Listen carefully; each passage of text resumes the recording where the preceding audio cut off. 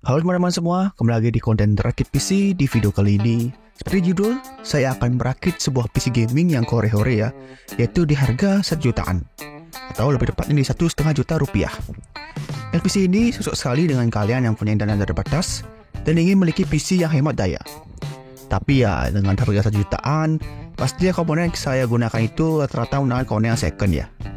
Oke, tak perlu lama-lama lagi. Kita langsung ke komponen pertama, yaitu saya menggunakan prosesornya itu Intel Core i5 2320 generasi kedua yang sudah memiliki 4 core dan 4 thread.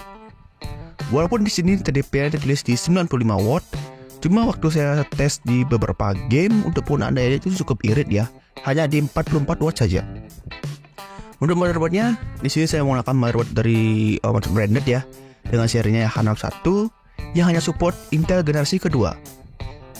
Kayak baca kita terbatas, terpaksa. Di sini kita hanya menggunakan RAM dengan kapasitas 8 GB satu keping, DDR3, tapi speednya sudah di 1600 MHz.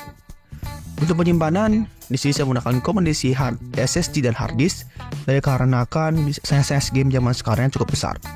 Maka di sini saya menggunakan hard disk sebagai sekundarinya, yaitu SSD saya menggunakan Vigent Rescue 120 GB dan hard disk menggunakan Seagate sebesar 500 GB. Untuk casing dan PSU-nya saya menggunakan dari merek Shibata ya. Jadi untuk power supply di sini saya hanya menggunakan bawaan dari casing saja karena terkendala budget. Tapi lagi-lagi jika kalian ada budget lebih, saya memang lebih sarankan kalian untuk menggunakan PSU yang lebih bagus dan sudah bersertifikasi minimal 80 plus lah. Untuk VGA card-nya, di sini saya agak sedikit kesusahan ya untuk menjadi VGA yang memiliki price performance yang bagus di bawah 600.000. Saya bimbang antara dua pilihan, yaitu antara GT 1030 maupun RX 550. Tapi saya putuskan untuk mengambil GT 1030 ya, yang 2 GB dan memorinya sudah GDDR5, dengan alasan saya agak kurang oke dengan update driver AMD yang diberikan ke Vega seri lamanya, dan juga TDP-nya cukup rendah dikarenakan kita menggunakan PSU bawaan casing. Cuma dari performa yang saya bandingkan YouTube, untuk VGA ini untuk performanya sedikit mirip ya untuk FPS yang didapatkan. Oke, itu semua komponen yang saya gunakan di sini. Berikut saya berikan tulis beserta harga dari komponen yang saya gunakan di sini. Mungkin saya sedikit modifikasi ya untuk brandnya, tapi pastinya tidak ada perbedaan performa. Untuk total dari PC ini yaitu sebesar 1.474.000. Kita bulatkan menjadi 1,5 juta lah ya. Sekarang kita lanjut ke benchmark di beberapa game. Untuk video kali ini saya akan melakukan benchmark langsung merekam dari kamera ya, agar FPS real yang didapatkan dapat itu tidak berkurang drastis sewaktu langsung melalui PC, karena Vega ini tidak memiliki fitur namanya Nvidia Recording ya. Game pertama ada Dota 2 dengan resolusi 1080p dengan presetnya fastest. PC ini mendapatkan rata-rata FPS di 65-70 fps dan sekali akan turun ke 40 fps ketika ada terjadinya war yang cukup ramai.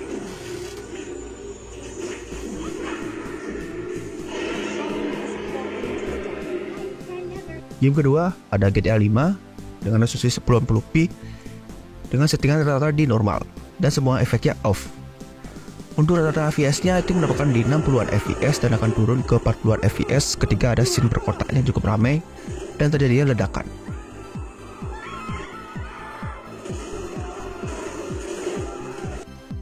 Game selanjutnya ada eFootball PES 2021 dengan resolusi 1080p dan settingannya di preset low. Untuk FPS-nya pada gameplay mendapatkan sangat stabil ya, di 60-an sampai 70-an fps.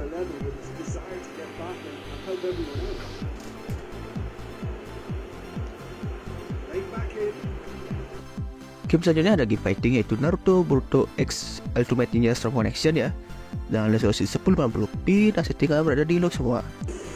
Untuk rata-rata FPS-nya itu mendapatkan di kisaran 55-60 fps, walaupun terdapat efek skill yang kekurangan itu cukup berat ya pada masing-masing karakter.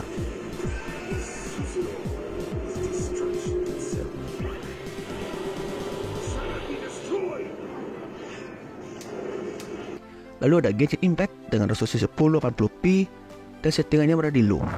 Untuk rata-rata FPS-nya itu berada di 40 fps, sesekali akan turun di bawah 40 fps tergantung dari efek skill karakter yang kita gunakan.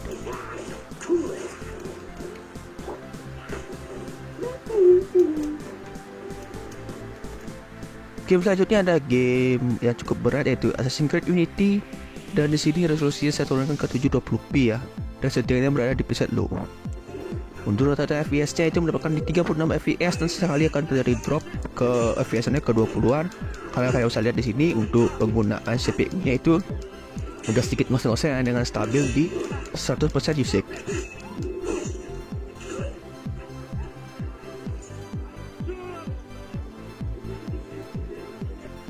Game terakhir ada Valorant dengan resolusi 1080p dan settingannya low dan semua efeknya off.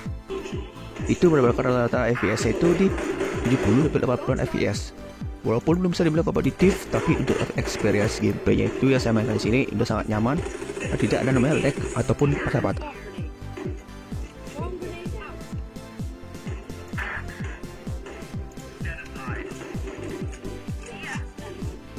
Oke, itu dia hasil benchmark di beberapa game. Untuk semua link komponen yang saya gunakan di sini, kalian bisa semua cek semua yang ada di deskripsi.